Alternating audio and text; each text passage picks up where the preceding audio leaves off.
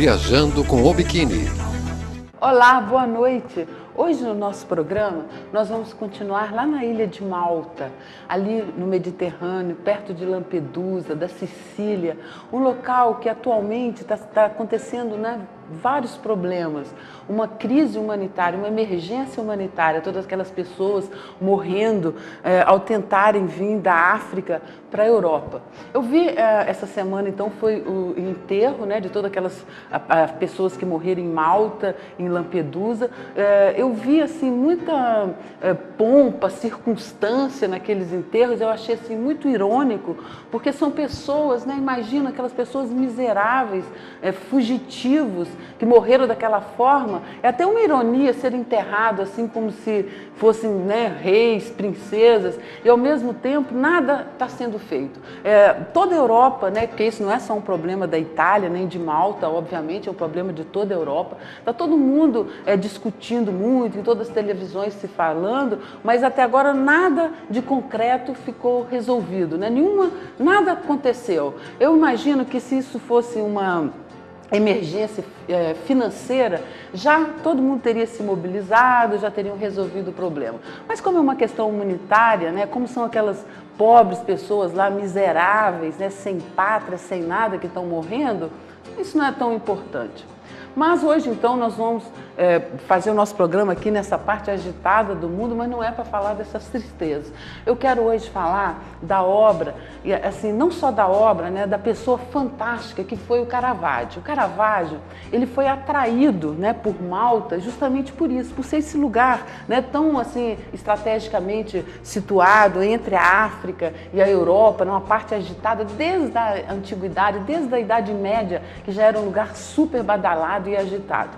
E Caravaggio, não só a obra dele eu acho fantástica, mas também a personalidade, a pessoa que ele foi. Eu fico imaginando, né, hoje em dia, se ele vivesse hoje em dia, aqui nos nossos dias, com certeza ele seria um anarquista, um ateu, mas naquela época, né, as pessoas elas não tinham a liberdade que a gente tem hoje. E a igreja, se hoje ela é tão poderosa, naquela época era muito mais. Então imagina um artista, porque esses gênios, né, essas pessoas extraordinárias, eles sempre são muito inteligentes, evoluídos, sempre estão na frente da época deles.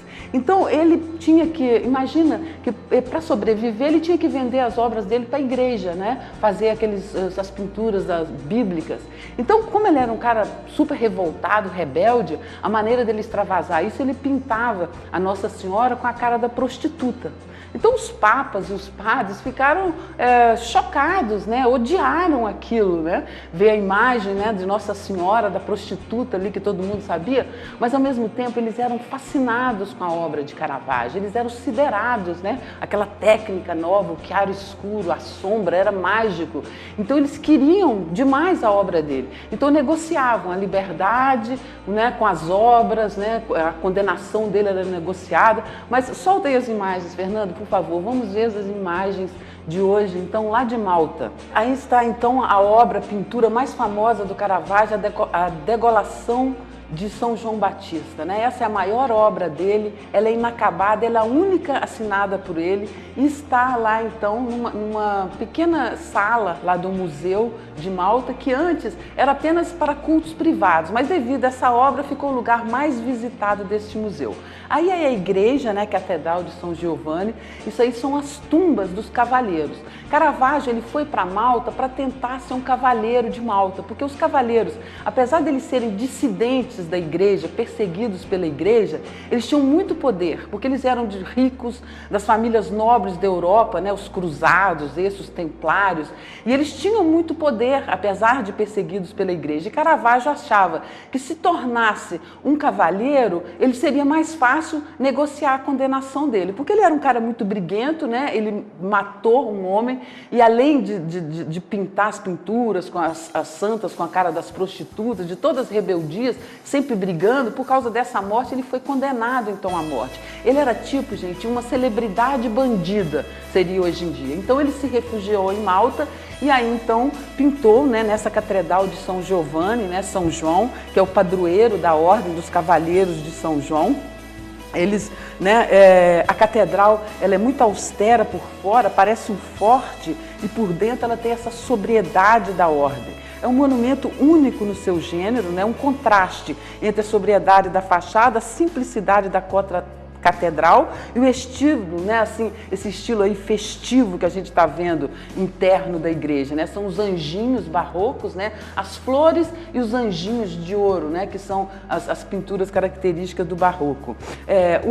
O artista maior dessa igreja é o Preti, né? O italiano calabrese Mattia Preti, um dos maiores artistas dos anos 600, né? Que ele usou muito bem aí, né? As cores, integrando perfeitamente com a precisão do desenho geométrico, uma verdadeira obra de arte ilusionística, né? Essa igreja, esse museu. A capela e as paredes da nave, elas foram esculpidas e decoradas, né? Com todos esses motivos, tanto do barroco, como também da ordem militar, né? Mostrando ali, né, todo o ardor religioso desses homens. As capelas laterais, elas foram dedicadas às 8 línguas da ordem dos cavaleiros. Porque eles tinham várias línguas, né, as principais da época. Então tinha ali a capela da língua de Castela, da língua da Germânia, da Provença, do Aragão, da França, da Vergana e da Anglo-Bavareste. E essas capelas laterais, elas mostravam também, né, todo o poderio militar da ordem, né, não só o fervor religioso. E esses 400 tumbas que tem aí, esse chão, né, dessa igreja, é o principal, esses túmulos, né, essa pavimentação, ela é considerada um tesouro único no mundo. Muitos desses símbolos aí foram testemunhas das atividades, né, desses grandes cavaleiros, sua arte da cavalaria, seu grande ardor religioso, né, e principalmente a vontade que eles tinham de se tornarem inesquecíveis. O oratório, né, ali do lado, então, como eu disse, se tornou a parte principal por causa da obra de Caravaggio.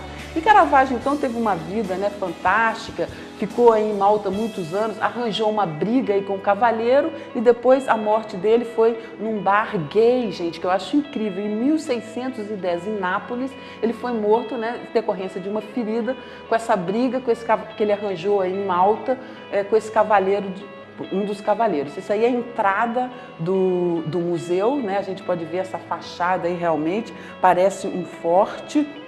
Caravaggio nasceu em 1573, morreu em 1610, com 38 anos.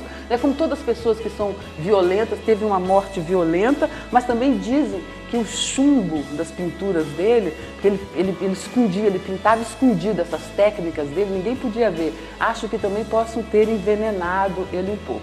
E então é a cidade de Malta, a gente está se despedindo. Hoje é o último programa que eu faço sobre essa ilha incrível. É um povo, como eu digo, único, diferente de tudo no mundo. Aí tá vendo os fogos, né? Sempre é um lugar agitado, né?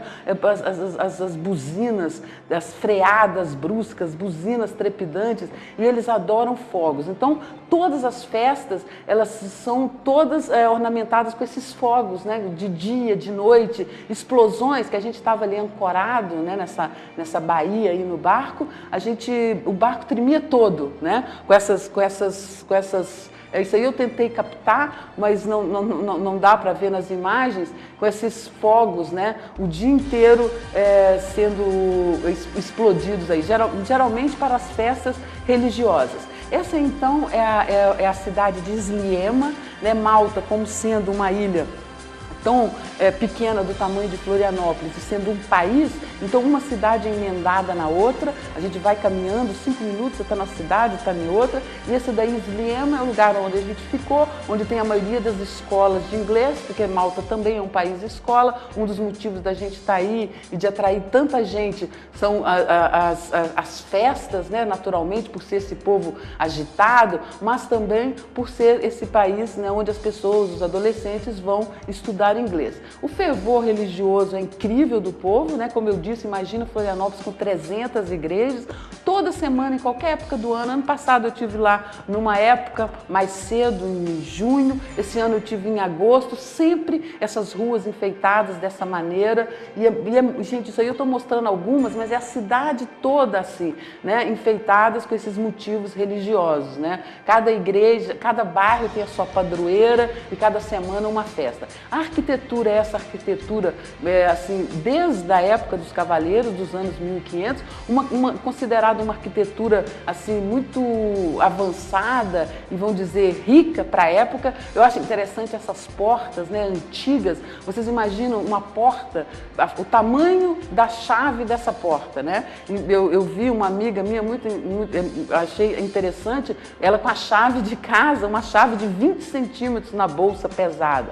Esse aí então é o porto, né, um dos portos, né, que são várias marinas e yacht clubes, né, por estar então tão bem situado aí no Mediterrâneo, perto da África, perto da Ásia, perto da Espanha, 60 milhas da Sicília, 200 milhas da Líbia. Então é um lugar que atrai turistas do mundo inteiro, né, muitos russos, muitos europeus ali de perto, indianos, gente de todas as partes do mundo. É um lugar realmente uma encruzilhada. E nós, com todo esse problema que está tendo desses refugiados, justamente aí nessa região, a gente saindo daí Malta, Lampedusa, Sicília, nós ficamos um pouco assim temerosos de viajar novamente. Foi muito assim ruim chegar até aí a Velejada, né? Como diz, o cemitério líquido que se tornou essa parte do Mediterrâneo. Então nós resolvemos deixar o nosso veleiro aí. Então a gente aí estou mostrando para vocês essa operação de como a gente faz, né? Com o biquíni, com o nosso barco, que é o protagonista dessa nossa viagem, que nos leva para todos esses lugares, que torna tudo possível. A gente então tira ele fora da água, porque é mais seguro, porque nós viemos para o Brasil e agora a gente fica aqui 8, 9 meses, né? Até o próximo verão, para voltar, colocar o barco novamente na água e continuar a nossa viagem, as nossas aventuras. Aí então, esse daí chama-se Manuel Island, essa ilha, né? Uma pequena ilha ali na frente de Sliema. Esse aí é o Yacht Club, né? A marina de Manuel Island. Então eles têm toda uma infraestrutura, né? Porque, como eu digo, Malta é um país assim agitado, às vezes um pouco sujo, assim, parece um pouco terceiro mundo, mas ele já faz parte da União Europeia desde 2004. Então é um país que não tem crise, não tem problema de dinheiro, tem uma infraestrutura fantástica para veleiros, para tudo, restaurantes, hotéis. É uma ilha que funciona, né? E aí então eles têm esse guincho, tira o barco fora d'água. Os preços, vamos dizer que aqui no Brasil a gente pagaria hoje em dia R$300 para um barco ficar no Yacht Club aqui de Florianópolis, por exemplo, né? Por mês. Lá na Europa, tudo você conta em euros, né? Se aqui são R$300, lá são 300 euros. Se essa operação desse guincho aí, desse guindaste, para tirar o barco da água aqui é R$200, lá são 200 euros. Mas também não é nada assim extraordinário, não é tão caro assim. A Europa agora está assim, né, bem melhor, bem mais fácil, né, para os brasileiros. Muitos brasileiros velejando agora, se tornou deixando o barco. Aí a gente está vendo aí nesse Yacht Club barcos de todas as partes do mundo, tá vendo? Da Austrália, da Nova Zelândia. Brasileiro não vi nenhum, mas argentinos, às vezes a gente vê. E o barco fica então nesse pátio, né? A gente bota uma escada, sobe, arranja o barco. Aí eu já tinha feito tudo que tinha que fazer em Malta, já tinha ido ver o Caravaggio, como eu tinha prometido para vocês no ano passado. E aí então estou mostrando meus vizinhos nessa incrível ilha, que é essa cidade, aí, esse país dos patos, né? Como eu mostrei aqui nos outros programas, o tempo todo quando a gente estava ali, né, ancorado, tinham patinhos ali em volta da gente. Esses patinhos, eles têm essa Duck Village, né? Que eu não sei, são as pessoas que se juntaram, começou como uma brincadeira e ficou uma coisa séria, grande, né? Que vocês estão vendo aí, né? Eles têm uma cerca pequena ali com um jardim, com essas esculturas, né, improvisadas, decalques escritos, bandeiras. Tem até um cemitério, um barco. Cada casa tem o nome, né, do patinho que habita ali em cima. É um lugar bizarro, estranho, mas eu gostava, né, porque estava bem ali do lado da marina, em Manuel Island. Então eu gostava, quando eu saía, de parar ali, de ver esses bichos, né, porque na verdade não são só patos aí nessa cidade. Aí se juntou galinhas, marrecos, galos que cantam toda madrugada. Às vezes eu ouvia do barco. Mas tá bom de imagem por hoje, Fernando? Então, gente, é isso aí. O programa hoje vai ficando por aqui. Eu aguardo vocês na próxima quinta-feira, onde a gente vai para um lugar completamente diferente. Chega de Malta, de Mediterrâneo, nós vamos lá para a Escandinávia. Até lá, então, um beijo bem grande para todo mundo e para os nossos apoiadores em Empório Granolê. Tchau! Viajando com o Biquíni.